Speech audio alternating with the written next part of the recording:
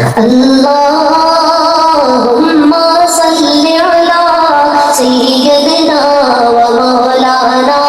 محمد اللهم صل على سيدنا ومولانا محمد بسم اللہ الرحمن الرحیم۔ تمام دیکھنے اور سننے والوں کو السلام علیکم۔ مجھے امید ہے آپ سب جہاں بھی ہوں گے خیریت سے ہوں گے، اور رب کائنات اس تمام جہان کے مالک، مخلوق کو پالنے والے، زندگی اور موت کا فیصلہ کرنے والے سے یہی دعا ہے کہ آپ سب جہاں ہوں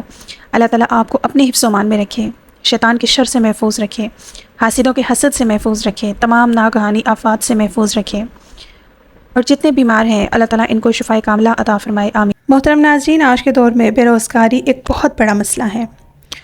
اوپر سے مہنگائی اس قدر ہے کہ کوئی امیر ہے یا غریب، مہنگائی نے کمر توڑ کے رکھ دی ہے۔ پہلے تو کوئی نوکری ہی نہیں ملتی، بیچارے لوگ دیہڑی دار ہیں یا ڈیلی ویجز پہ کام کرتے ہیں، یا مزدور طبقہ ہے جو دن بھر محنت مشقت کرتے ہیں، اور رات کو جو انہیں اس کی مزدوری دی جاتی ہے اس کا وہ اپنے بچوں کے لیے کھانا لیتے ہیں اور اپنے گھر چلے جاتے ہیں، اور بڑی مشکل سے اپنا گزر بسر کر رہے ہیں۔ دوسری طرف جن بیچاروں کو نوکری مل جاتی ہے تو پھر ان کے ساتھ بھی بہت زیادہ مسئلے مسائل ہیں۔ ایک تو سب سے بڑا ان کا یہ مسئلہ ہوتا ہے کہ تنخواہ نہیں بڑھ رہی ہوتی، کافی عرصے سے جو ان کی پروموشن ہونے والی ہوتی ہے وہ نہیں ہو رہی ہوتی،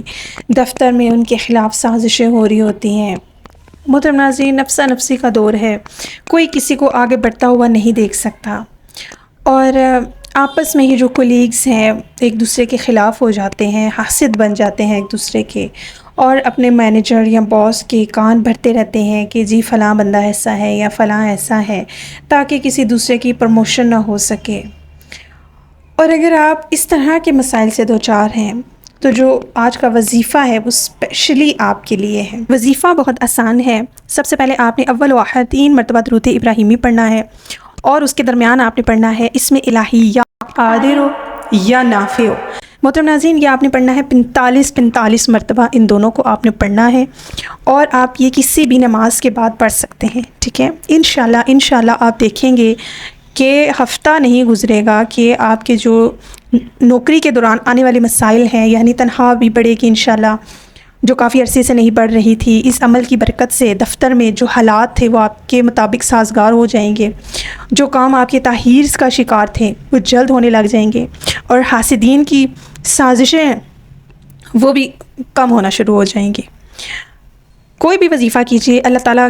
پر مکمل یقین اور اعتقاد کے ساتھ کیجیے تو جو اس کے فائدے ہیں وہ 100% زیادہ بڑھ جاتے ہیں۔ اللہ تعالیٰ ہم سب کا حامی و ناصر ہو، آمین، اللہ نگہبان۔